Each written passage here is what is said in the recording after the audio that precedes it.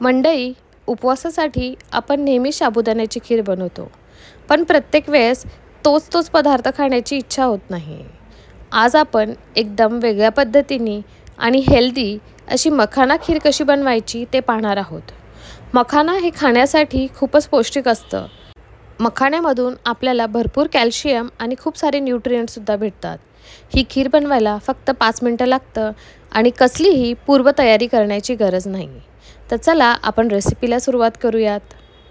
सर्वप्रथम एका पॅनमध्ये मी अर्धा चमचा साजूक तूप ॲड केलं. त्यामध्ये 1.5 वाटी मखाने हे रोस्ट करून घेतले. मखाने हे कधी पण मीडियम फ्लेमवर रोस्ट करायचे. मखाणे छान क्रिस्पी होईपर्यंत रोस्ट करायचे. मखाणे कधी पण हाय फ्लेमवर रोस्ट नाही करायचे, नाही तर मखाणे जळू शकतात. व्हिडिओत दाखवल्याप्रमाणे असा क्रिस्पी टेक्स्चर मखाण्याला आला पाहिजे. मखाणे व्यवस्थित रोस्ट करून झाले की त्याला थंड होण्यासाठी बाजूला ठेवून द्यायचं. परत सेम पॅनमध्ये थोड्याशा तुपामध्ये आपल्या आवडीनुसार आपल्याला आवडतील ते ड्रायफ्रूट्स टाकून आपण त्याला व्यवस्थित फ्राय करून घ्यायचं. मी काही बदाम आणि काही पिस्ता असे रोस्ट करून घेतले होते. नंतर आपण ड्रायफ्रूट्स बाजूला काढून घ्यायचे. सेम पॅनमध्ये मी अर्धा लिटर दूध ॲड केलं होतं. गाईचं म्हशीचं कोणतंही दूध आपण ॲड करू शकतो.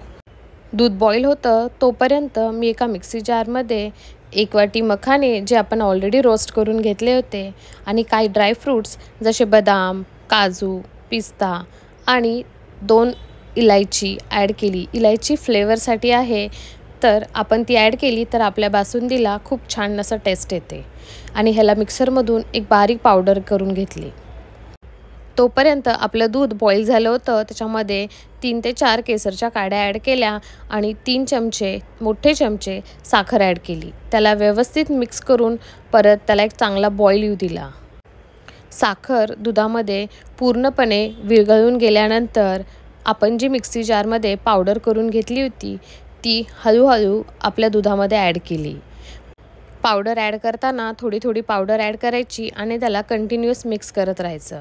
त्यामुळे दुधामध्ये त्याच्या गुठळ्या होत नाहीत. गुठळ्या होणार नाहीत ह्यासाठी त्याला कंटिन्युअस हलवणं गरजेचं आहे.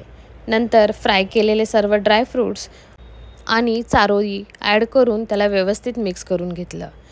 त्यानंतर त्याच्यामध्ये 1 कप ऑलरेडी आपण रोस्ट केलेले मखाने, साबूत मखाने ते ॲड केले आणि त्यालाही आपल्या खीरमध्ये व्यवस्थित मिक्स करून घेतलं. खीर अशी परफेक्टली रेडी आहे, पण त्याच्यामध्ये जर आपण अशी कॅरमलाइज्ड शुगर ॲड केली तर आपल्या बासुंदीसारखा कलर येतो आणि त्याचं टेक्स्चरसुद्धा खूप छान होतं आणि खाण्यासाठीसुद्धा टेस्टला खूप छान होते. एकदा तुम्ही खीरमध्ये अशी कॅरमलाइज्ड शुगर नक्की ॲड करून बघा आणि मला कमेंट करून कळवा. मी शुगरला थोडंसं बर्न केलं, त्याला असा प्रकारचा कलर आला आणि ते मी बासुंदीमध्ये वरतून ॲड केलं आणि त्याला बासुंदीमध्ये खूप व्यवस्थित मिक्स करून घेतलं.